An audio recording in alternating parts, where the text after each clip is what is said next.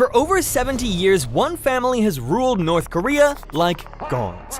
But this obsession with control didn't appear out of nowhere. It began in an ancient land divided by rival kings. It was forged by brutal invaders, and it was accidentally created by a line drawn on a map. Today, North Korean families must collect 1 ton of human poop every year. Yes, poop! And people actually fight over it. Every story begins somewhere, but for North Korea's story, we have to rewind all the way back to 57 BC.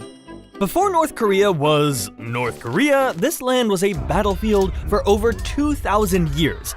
So how did centuries of warfare and isolation plant the seed for the world's most extreme dictatorship? Let's start at the beginning. In 57 BC, Korea wasn't one country, it was 3 separate kingdoms constantly at war with one another: Goguryeo, Baekje, and Silla. Imagine 3 brothers fighting over the same bedroom for 700 years. That's basically what happened. This land is mine! Not if I take it first! You'll both have to go through me! And they did go through each other for centuries. Fighting was fierce. Whoever was in charge demanded absolute loyalty from their people. You probably should, because if you didn't obey, you'd probably end up dead. Eventually, in 668 AD, Silla won and unified Korea. Great news, right? Not really, because Korea immediately learned a harsh lesson. A bigger country called China was watching. China was massive, powerful, and right next door. Korean kings quickly realized that if they wanted to survive, they had to bow to Chinese emperors and pay tribute. Basically, Korea became really good at saying, "Yes, sir," while staying independent on the inside. Fast forward to 1392, a new dynasty takes power called Joseon, and it would last over 500 years. In 1882, Korea became known as the Hermit Kingdom because it deliberately cut itself off from the outside world. If we stay quiet, bow low, and pay tribute to China, maybe everyone will just leave us alone? And if they don't? Then we bow lower. This strategy actually worked for centuries, but Korea's neighbors wouldn't leave it alone. Japan invaded in the 1590s and devastated the country. Later, China, Japan, and Russia all wanted influence over Korea. Korea's solution was to pay them against each other. Bow to whoever was strongest. Do whatever it takes to survive. By 1910, Korea had spent 2,000 years learning some brutal lessons. Absolute loyalty to the leader equals survival. Strict hierarchy keeps order. Isolation protects from dangerous outside ideas. And most importantly, control your people completely or someone else will. In 1910, Korea disappeared from the map completely for 35 years. So how did this brutal occupation create the perfect conditions for Kim Il-sung to become a god? Well, Japan officially annexed Korea in 1910, which meant for the next 35 years, Korea didn't exist as a country. The Japanese occupation was brutal. Forced labor, comfort women used as sex slaves, and Japan tried to erase Korean culture completely. Koreans were forced to take Japanese names, speak Japanese, and even worship the Japanese emperor. If you spoke Korean in public, you could be arrested. Japan was literally trying to make people forget they were Korean. A young boy named Kim Il-sung watched all of this happen. He joined the resistance and fought the Japanese as a guerrilla fighter. And while he was fighting, Kim was learning something important. He saw exactly how Japan controlled millions of people. A personality cult around the emperor, rewriting history, eliminating anyone who disagreed, making people forget who they were. Kim studied this blueprint very carefully. He just needed an opportunity to use it. That opportunity came in August 1945 when World War II ended and Japan surrendered. Korea was finally free. But you can't surrender unless you have someone to surrender to. So, the Americans and Soviets accepted Japan's surrender and drew a line right across Korea at the 38th parallel. We'll take the south, you take the north. Sure. Just temporary though, right? A few months, then we hold elections. Yeah, totally temporary. It was not temporary. The Soviets installed Kim Il-sung as their guy in the north. The Americans backed a man named Syngman Rhee in the south. The plan was to hold free elections and reunify Korea. But both Kim and Rhee realized that if there were free elections, they might lose, and losing meant losing power. So the temporary line stayed for 1 year, then 2 years, then 5 years. By 1950, there weren't just 2 zones anymore. There were 2 separate countries with 2 separate armies, and they absolutely hated each other. Kim Il-sung had his territory, Soviet backing, and the blueprint for total control he'd learned from Japan. Now, he just needed to conquer the South and rule all of Korea. How hard could it be? In early 1950, Kim decided to travel to Moscow to meet with Stalin. And he had a cunning plan. "Stalin, let me invade the South. I'll win in 3 weeks." 3 weeks? What about the Americans? "They won't fight for Korea. They don't care." You sure about that? "Oh yeah, positive. It'll be easy peasy."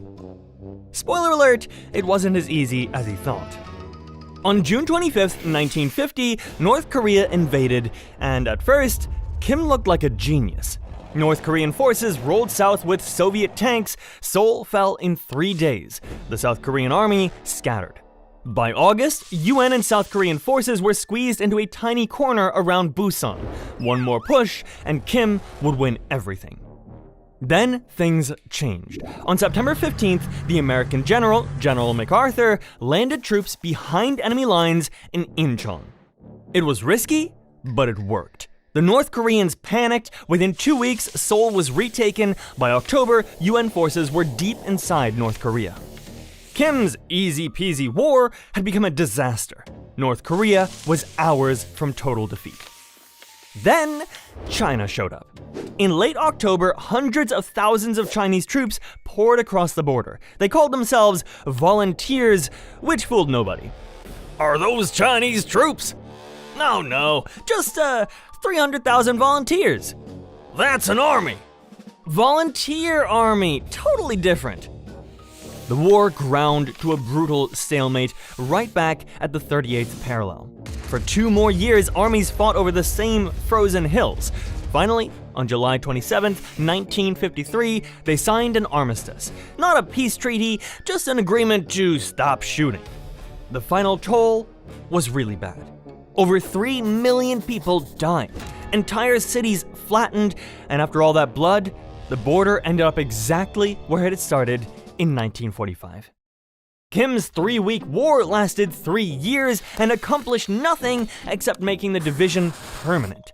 But lucky for him, after losing the war he'd started, Kim Il-sung didn't get overthrown. Instead, he did something that had never been done before. He made himself a god. Kim Il-sung had just led his country into a war that killed millions. So how did he survive and rule for 46 more years as an immortal god? Simple. He eliminated everyone who might challenge him. After the war, people who questioned Kim started disappearing. Pro-Soviet politicians? Gone by 1956. Pro-China politicians? Purged in 1958. By 1960, Kim stood alone with no rivals left. Maybe we should discuss... Discuss what? I think you might be wrong about... There's been another accident! But he didn't just want power. He wanted worship. So in the 1960s, his son, Kim Jong-il, took over propaganda, and together they rewrote history. The new story claimed Kim was born on a sacred mountain with a double rainbow and singing swallows. Total lies, but questioning it meant death. They reset the calendar, so year 1 became the year Kim was born. Giant statues appeared everywhere. Every home required his portrait, and people had to bow to it every morning. If your house caught fire, you had to save Kim's portrait first, even if you died. Then they did something truly insane. They started erasing language itself. The word I was removed from the language, which meant you couldn't say I love water, only we love water. People were taught they were the Kim Il-sung race, not Korean or Asian. The North Korean language had no words for love, freedom, human rights, or stress because those things didn't exist in their paradise. Every home got a radio that couldn't be turned off, permanently stuck on the propaganda channel. Kids learned that birds and mice can hear you, which meant surveillance was everywhere. And if you committed a crime, your kids, parents, and grandkids all went to prison camps too. 3 generations punished for one person's mistake. In 1974, Kim named his son, Kim Jong-il, as successor. This shocked communists everywhere because hereditary rule was the opposite of communism. But who would stop a god?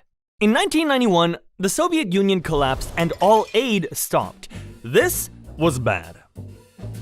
Kim Il-sung died in 1994 after 46 years in power. When his son, Kim Jong-il, took over, he inherited his father's perfect control system. But everything was about to collapse. So how did North Korea and the new regime get even worse?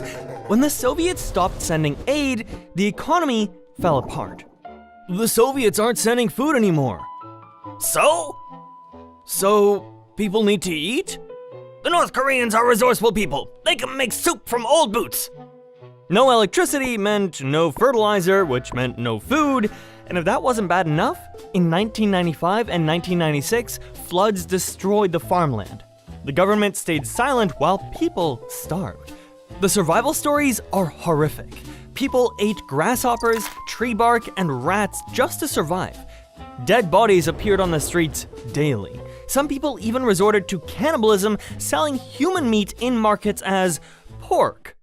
Some estimates show between 2 million and 3.5 million people died, and the average North Korean is now 3 to 4 inches shorter than South Koreans because of years without enough food. Kim Jong-il's response to this was, We can't let the world know our weak points. He learned a crucial lesson from the famine. If you can't feed people, at least make the world too scared to invade. So in 2006, North Korea tested its first nuclear bomb, which became the regime's ultimate insurance policy. In 2011, Kim Jong-il died. His son, Kim Jong-un, took over at just 27 years old, and experts predicted he'd fail. They were completely wrong. Kim Jong-un proved even more ruthless than his father. He executed his own uncle, Chang Song-taek, and apparently killed his half-brother, Kim Jong-nam, with nerve agent. He accelerated the nuclear program, and in 2017, the world genuinely worried about nuclear war.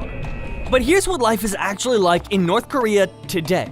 Every family must collect 1 ton of human poop yearly for fertilizer. And people lock their outhouses so neighbors don't steal it. There are no trash cans because nothing ever gets thrown away. The average wage is $2 per month. Wowzers! And I thought animated stickmen were badly paid. That wouldn't even cover my train fare. Speaking of which, in North Korea, sometimes people have to get out and push the trains because there's no electricity. The regime has forced labor camps where people work in terrible conditions. Women who escape to China often get trapped and can't come home. Right now, hundreds of thousands of North Korean women are stuck there. People can be executed for the smallest of things. Letting dust collect on Kim's portrait, not crying enough when a leader dies, watching a movie from another country. These tiny crimes can get you killed. In 2014, the United Nations studied what was happening in North Korea. They said these human rights abuses were worse than almost anything they'd seen since World War II. 26 million people live under this system right now in 2025. The wildest part is while you've been watching this video, nothing has changed. Same darkness, same hunger, same fear. A country that was never supposed to exist just refuses to end. Drop your thoughts in the comments telling us which fact shocked you the most, because honestly, the mandatory poop quotas still blow my mind. North Korea was strange, but the Brits? They took it personally. Click here to watch it.